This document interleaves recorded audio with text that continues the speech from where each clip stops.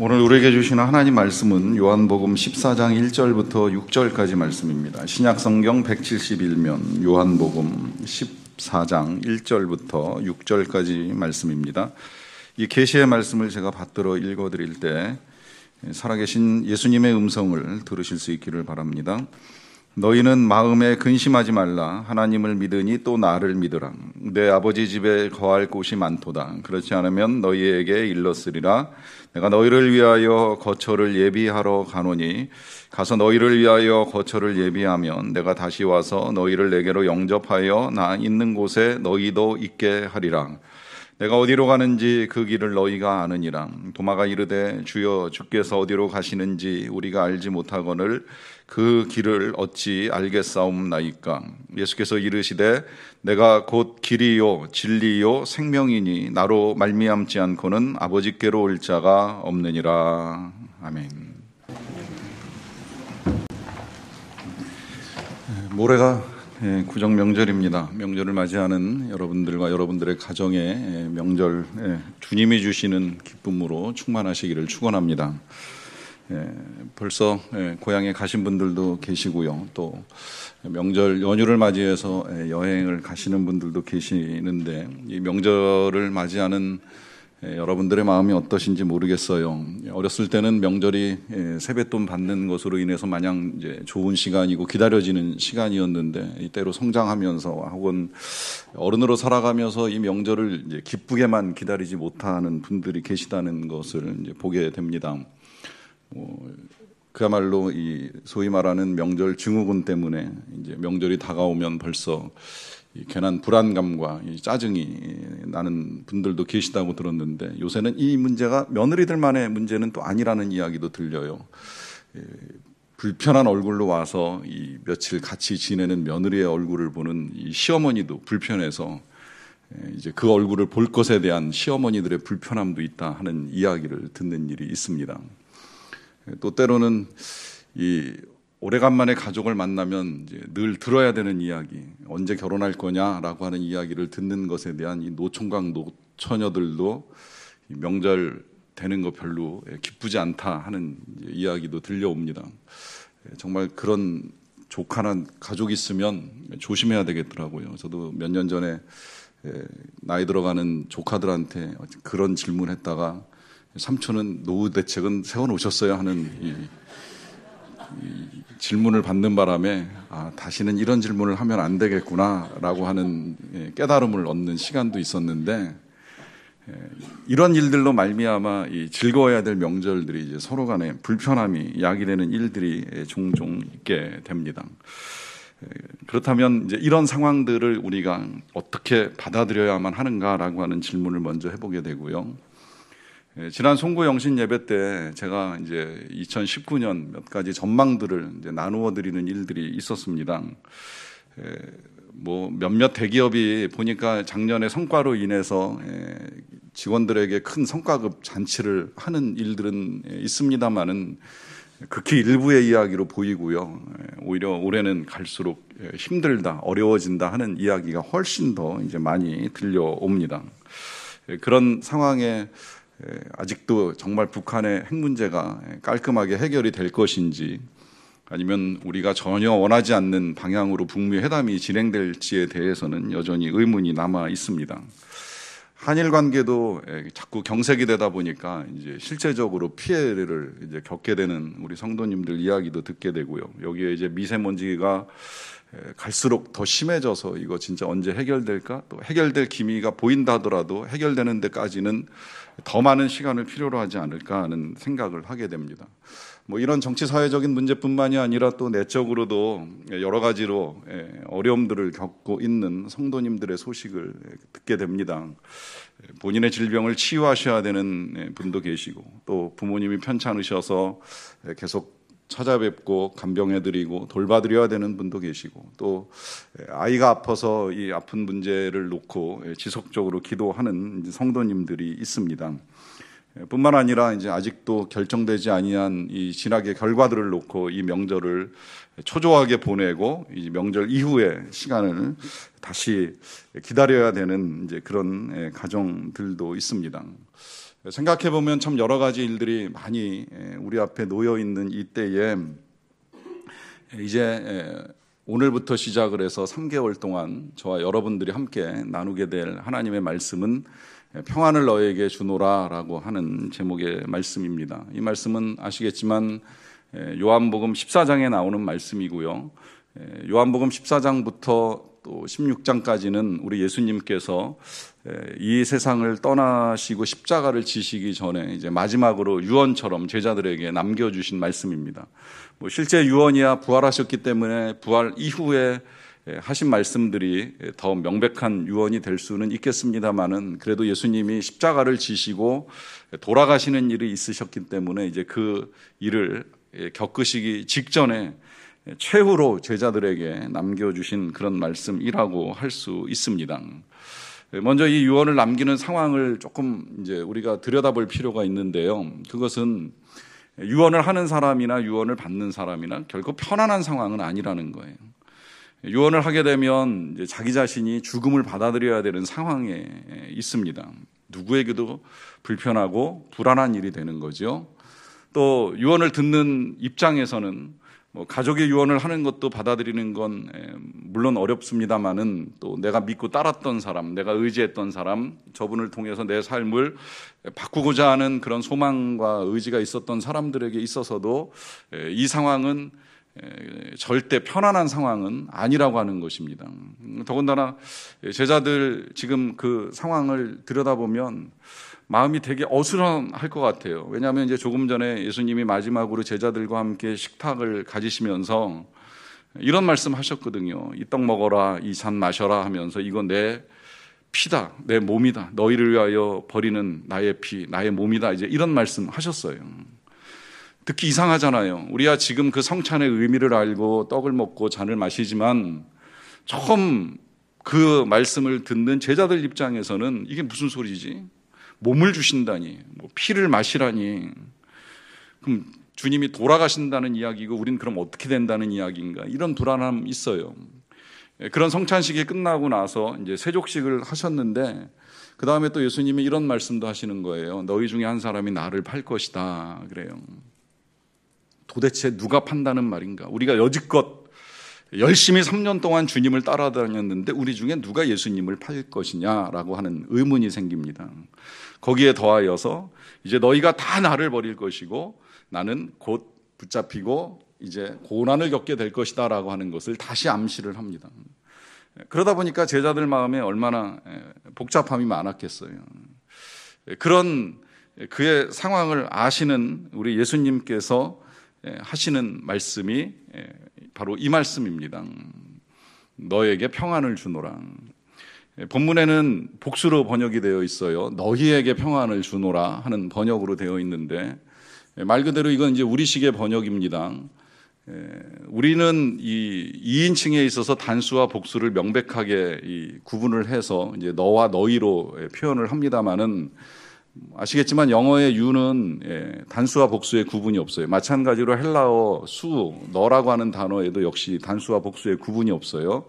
이건 듣는 사람이 한 명이면 너고 여러 명이면 너희가 되는 거예요. 다만 이제 우리는 이 개인 간의 대화에서 이제 너라고 하는 표현을 아주 친밀하지 않으면 안 쓰게 되고 이제 그러다 보니까 이제 이걸 좀 존중하면 뭐 당신 그보다 더 높여서 이제 그대 뭐 이렇게 표현합니다만은 이제 묶어서 여러분 너희 이렇게 이제 표현을 하는데 이 부분을 짚어드리는 이유는 개인의 이야기로 들으시라는 거예요. 오늘 주님은 우리 모두에게 평안을 주시기를 원하시지만 그 가운데 여러분 각 사람이 주님께서 여러분들에게 주시는 개인의 음성으로 들으시기를 부탁을 드리면서 그와 같은 관점에서 오늘 예수님이 이 어수선한 마음을 가지고 있는 제자들에게 주시는 이 말씀, 첫 말씀 1절에 이렇게 기록이 되어 있습니다. 너희는 마음에 근심하지 말라. 하나님을 믿으니 또 나를 믿으라. 이렇게 말씀하시는데 이 말씀의 첫 말씀도 이렇게도 좀 들으셨으면 좋겠어요. 너는 마음에 근심하지 말아라. 주님의 음성입니다. 어떻게 보면 여기 지금 첫 번째로 주제와 연결시켜서 우리가 마음의 평안을 빼앗기지 않고 살아가는 원리가 하나 나오는데요. 그것은 근심하지 않는 겁니다. 걱정하지 않는 겁니다. 여러분 평안을 원하십니까? 정말 평안을 원하십니까? 그렇다면 걱정 안 하시면 되는 거예요. 염려를 내려놓으세요. 근심 안 하면 마음의 평안을 누리실 수 있습니다. 그런데 아무리 근심하지 말라고 해도 근심하지 않는다는 것이 어렵지요. 먼저는 근심하지 않는 건 분명히 하나님의 뜻입니다. 늘 하나님의 뜻을 질문하는 일들이 우리에게 있을 수 있는데 하나님의 뜻은 명백하게 우리에게 성경을 통해서 계시됐어요. 그 첫 번째가 항상 기뻐하라는 거예요. 그 뒤에 이제 쉬지 말고 기도하라, 범사에 감사하라, 이것들도 다 하나님의 뜻인데 하나님의 뜻은 항상 기뻐하라 하시는 겁니다. 이건 데살로니가서에만 나오는 게 아니라 오늘 읽은 빌립보서 교동문에도 들어 있었잖아요. 항상 기뻐하라, 내가 다시 말하노니 기뻐하라. 이 하나님의 뜻이니까 자꾸 사도 바울이 그 뜻을 전해주는 거예요. 자, 이 뜻, 항상 기뻐하라라고 하시는 하나님의 뜻을 우리가 행함에 있어서 근심을 가지고 걱정을 가지고 기뻐한다? 불가능한 일이지요. 쉽지 않죠. 마음에 근심이 있는데 어떻게 기쁨이 찾아올 수가 있겠습니까? 걱정을 가지고 기뻐하는 거 어렵습니다. 제 중학교 때 사진 한 컷을 보면 좀 이렇게 특별한 사진이 하나가 있는데 여름방학 때, 그때는 방학 때 학생들을 불러내서 그 방학 기간에 한 번쯤 이제 교내에 여러 가지 사역을 시키는 일이 있었어요.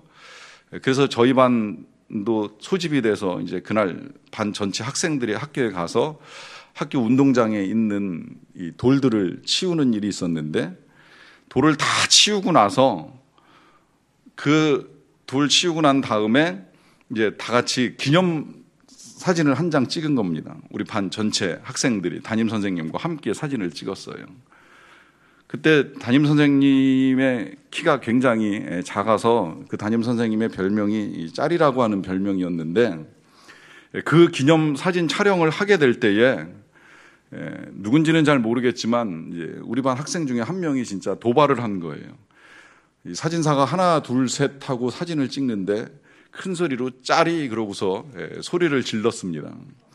한 번도 선생님 앞에서 이제 그런 별명을 노출해 본 적이 없는데 과감하게 한 친구가 짤이 그러고 이야기를 하니까 전체 학생들이 정말 빵 터져가지고 환하게 웃었어요.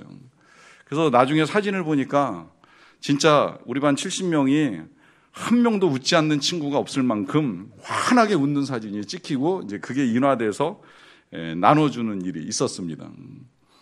근데 사진 보면 진짜 다 환하게 웃는데요. 그 사진을 보다가 한 가지 이제 의문이 생겼어요. 정말 딱 한 명 학생이 웃지 않고 있는 학생이 있더라고요. 다 그렇게 환하게 웃는 사진 속에 유일하게 웃지 않는 학생이 있는데 이게 웬일인가 싶더라고요. 근데 이제 그걸 개학하고 나서 알게 된 겁니다. 이 친구가 이 방학 때 이제 그때만 하더라도 이제 그런 일을 하면 큰일 나는 시대였잖아요. 혼자 극장에 갔다가 학생 주임에게 걸린 거예요. 그리고 이 문제가 해결이 안 되고 이제 개학 이후에 이제 처분을 받도록 돼 있으니까 이제 그 처분받기 직전에 이제 학생 주임에게 잡히고 나서 며칠 안 됐는데 학교에 와서 이제 그 운동장 정리하는 사역을 하고 나서 사진을 찍는데 담임 선생님 별명이 터져 나오고 모든 친구들이 다 환하게 웃는 이 상황 속에서 혼자 웃지 못하고 있는 겁니다. 이해가 되시죠? 왜 못 웃는지 아시겠죠? 아무리 즐거운 상황이라고 하더라도 그 개인 안에 담겨 있는 근심, 이제 내가 학교에서 어떻게 될 것인가, 이걸로 말미암아 정학을 받을 것인지 아니면 징계를 받을 것인지 이 불안감이 너무 크다 보니까 이것 때문에 웃지를 못하는 거예요. 그러니까 하나님의 뜻이 아무리 항상 기뻐하라라고 하는 것으로 우리에게 들려와도 내 마음에 근심이 있으면 이 근심을 가지고 기뻐하고 하나님이 주시는 그 평안을 누린다라고 하는 것이 절대 쉬운 일이 아니라고 하는 것이지요. 실제로 어느 교회 제자 훈련에서 그런 일이 있었다고 하는 이야기도 들었습니다. 제자 훈련 중에 이제 여러 가지 훈련을 받아요. 그 받는 중에 믿음으로 사는 훈련을 받으면서 그 믿음으로 사는 훈련의 내용의 본문이 바로 이 구절이었어요. 너희는 마음에 근심하지 말라. 하나님을 믿으니 또 나를 믿으라. 이 구절이다 보니까 우리 믿음으로 살기 위해서 한 주간 동안 염려를 하지 않는 훈련을 합시다. 이제 목사님께서 제안을 하시고 그걸 숙제로 내드렸어요. 그리고 일주일 후에 숙제를 잘 했는지 안 했는지 한번 점검을 해보시겠다 이렇게 이제 하신 거죠. 그러고 일주일이 지났어요. 지나고 다시 이제 와서 훈련생들이 모였는데 한 분 여집사님이 그런 말씀을 하시더라는 거예요.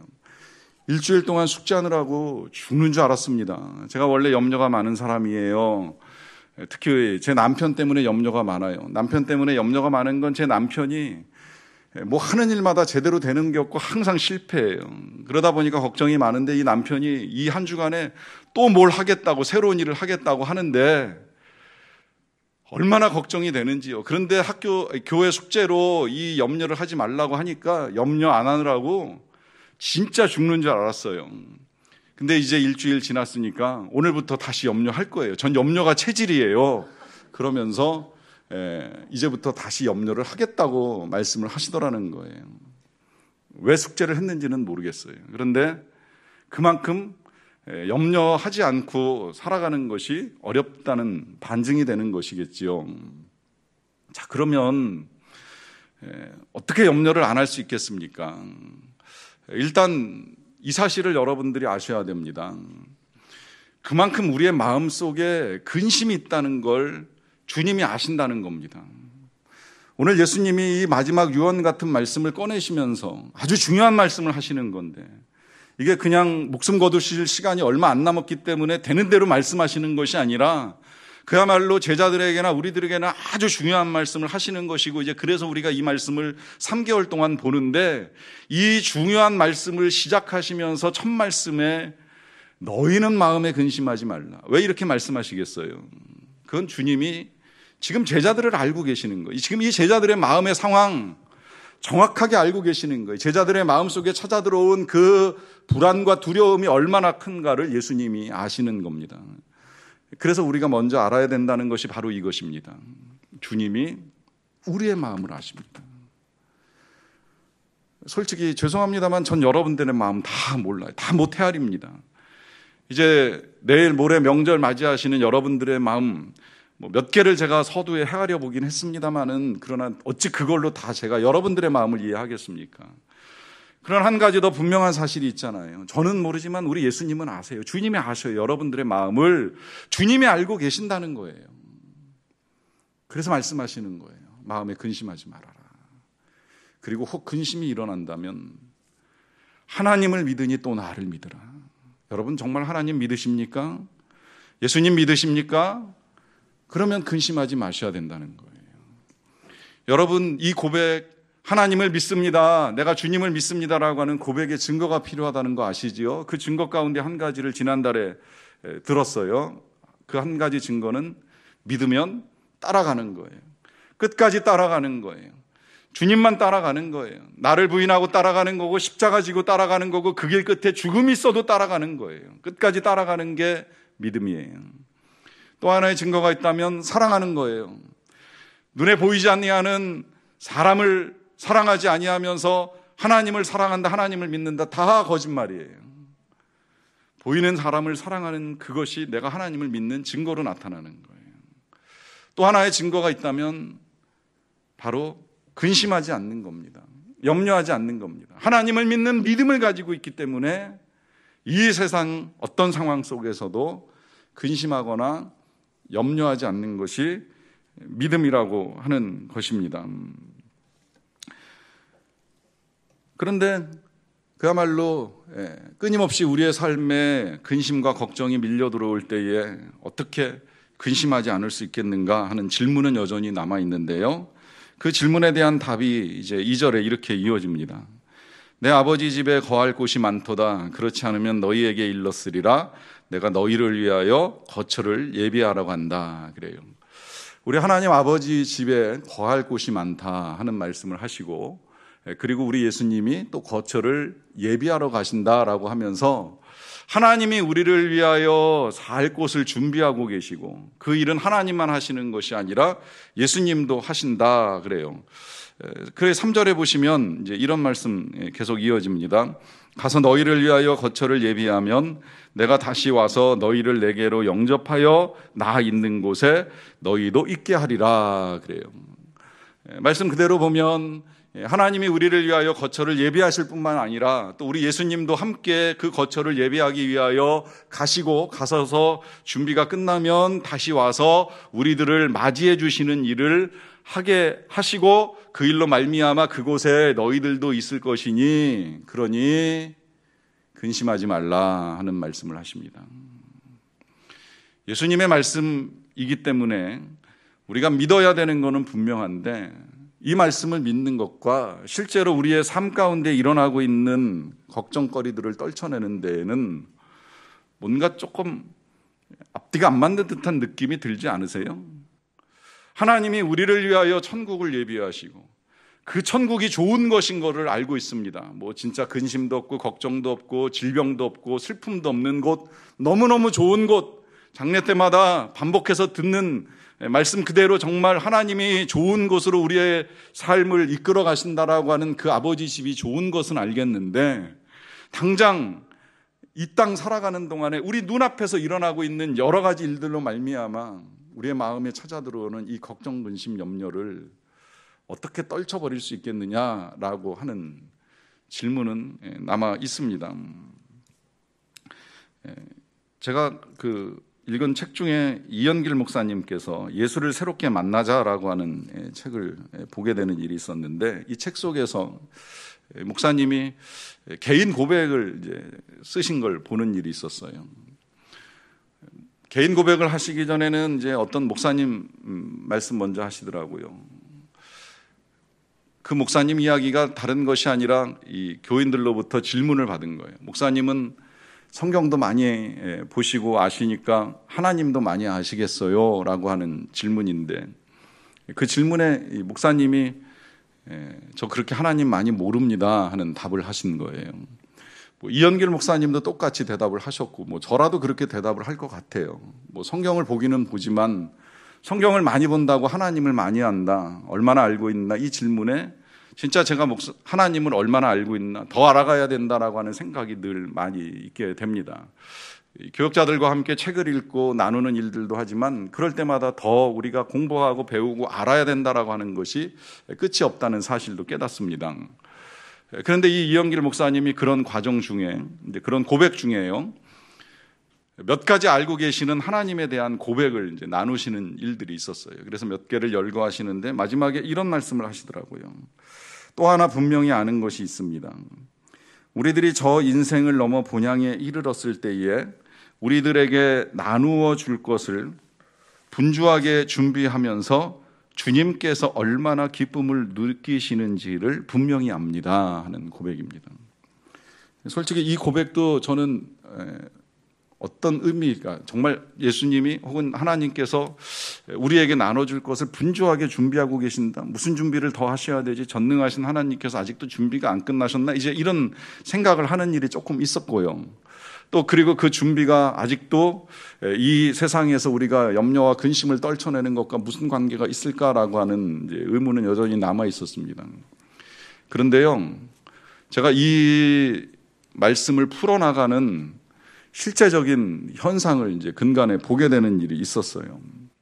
하나님께서 하나님의 자녀된 우리들이 가게 될 그 집을 위하여 분주하게 기쁘게 준비하고 계시는 그 모습을 실제로 어떻게 하고 계실까에 대한 이제 답을 보게 되는 일이었는데, 그 일이 실은 이제 우리 집안에서 일어난 일입니다.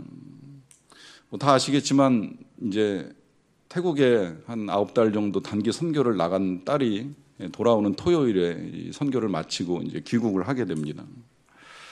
얼마 안 남았는데 며칠 전부터 이렇게 보니까 저희 집사람이 준비를 하기 시작을 하더라고요. 이 딸이 이제 곧 돌아온다고 해가지고 이제 집을 이제 단장해 가기 시작을 하는 거예요. 그래서 이 딸 방에 이제 없었던 가구도 사놓는 일이 있었고요. 또 이불도 바꾸더라고요. 쓰던 이불을 이제 태국에 싸가지 가서 이제 쓰고 갖고 올 형편이 안 되다 보니까 이제 새 이불을 장만해서 깔아주고 이제 준비하는 일들을 합니다. 거기다 더하여서 이제 요새 그 딸이 오면 해주겠다고 이제 음식을 만드는 연습을 하더라고요. 그동안에 제가 먹어보지 못했던 음식까지 이제 만드는 일들을 해요. 제가 그래서 마루타가 돼서 먹어보는데 맛있어요. 그런 제 아내의 모습을 보면서 이런 생각이 든 거예요. 하나님께서도 이런 준비를 하시겠구나. 언젠가 우리가 가게 될 그 본향집을 더 예쁘게, 더 아름답게, 더 좋게 만들기 위해서 뭔가 준비를 하겠구나 하는 생각을 하는 겁니다. 자, 여러분, 제 아내가 왜 그런 준비를 분주하게 해가고 있는 것일까요? 너무 분명하지요. 사랑하니까 하는 거예요. 딸을 사랑하니까 그 일을 하는 겁니다. 하나님께서 우리를 위하여 거처를 예비하시는 일 왜 하시겠습니까? 우리를 사랑하니까 하시는 거예요. 제가 보다가 그런 생각도 한 번쯤은 해봤어요. 딸이 돌아오게 되면 우리하고 몇 년을 더 살게 될까 하는 생각을 해봤습니다. 제 마음에는 그래요. 길어도 10년이 넘으면 안 되겠다는 생각이 듭니다. 딸이 같이 사는 건 고마운 일이지만 그 이상 계속 같이 살면 좀 걱정되잖아요. 그러니까 언젠가 몇 년의 세월이 흐르면 딸은 또 떠나가야 돼요. 떠나보낼 수밖에 없는 대상이에요. 그러면 이 몇 년을 같이 살기 위해서 그가 와서 어떻게 살든지 그냥 알아서 살도록 내버려 둘 수 있는 건 아니잖아요. 짧은 시간이지만 그 짧은 시간이라고 하더라도 즐겁게 같이 잘 살기 위해서 아까 말씀드린 여러 가지 일들을 준비하면서 기다리는 일들이 진행이 됩니다. 이유는 말씀드린 대로 사랑하니까. 마찬가지로 우리를 사랑하시는 하나님은 우리가 잠깐 가서 거하게 될 그런 처소를 예비하시는 분이 아니에요. 영원히 함께 살게 될 우리의 처소를 위해서 준비하고 계시는 거예요. 그걸 분주하게 준비하시지만 기쁘게 준비하시고 즐거운 마음으로 준비하시면서 맞이할 계획을 하고 계시는 거죠. 이 사실이 예수님이 제자들에게 말씀하시고 또 우리가 믿음으로 받아들여야 되는 중요성은 다른 데 있는 것이 아니라 그럴 만큼 우리 하나님께서 우리들을 사랑하고 계신다는 사실입니다. 우리들을 사랑하시기 때문에 기쁨으로 그와 같은 일들을 준비하고 계시고 그와 같은 일들을 위해서 지금 하나님이 그와 같은 준비를 하고 계시니 그 사실을 믿고 우리가 이 세상에서 근심을 덜어버리라 하는 말씀을 하고 계십니다.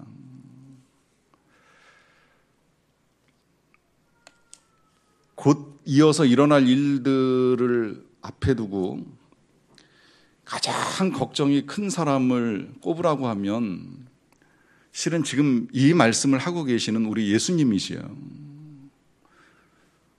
예수님이야말로 이 일 이후에 어떤 일이 벌어질지에 대해서 다 알고 계세요.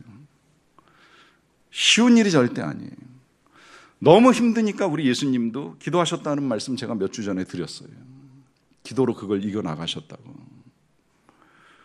그런데 그와 같은 일들을 겪으시게 될 우리 예수님께서 그 일들을 겪으시기 전에 제자들에게 지금 이 말씀을 하시는 거예요.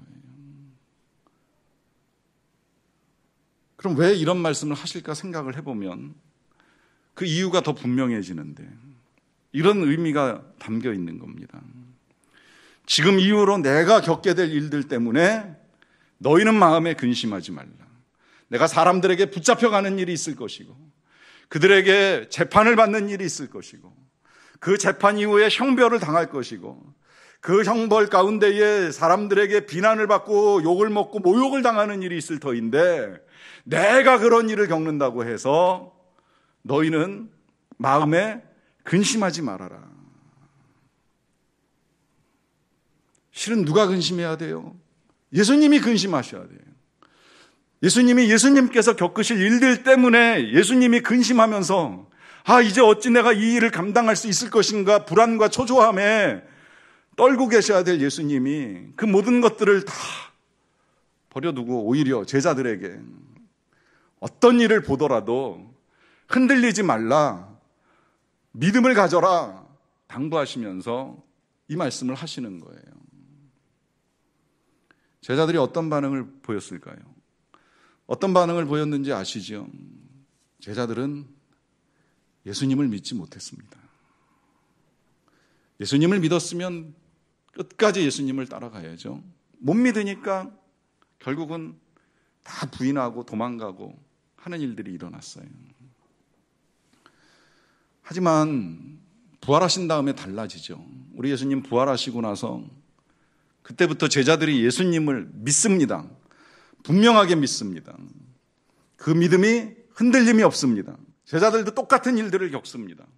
끌려가는 사람도 있었고, 재판받는 사람도 있었고, 매 맞는 사람도 있었고, 십자가에 거꾸로 못 박히는 제자도 있었어요. 그 어떤 상황 속에서도 제자들은 더 이상 근심을 보이지 않습니다. 걱정을 보이지 않습니다. 오히려 평안 가운데 그 모든 상황들을 맞이합니다.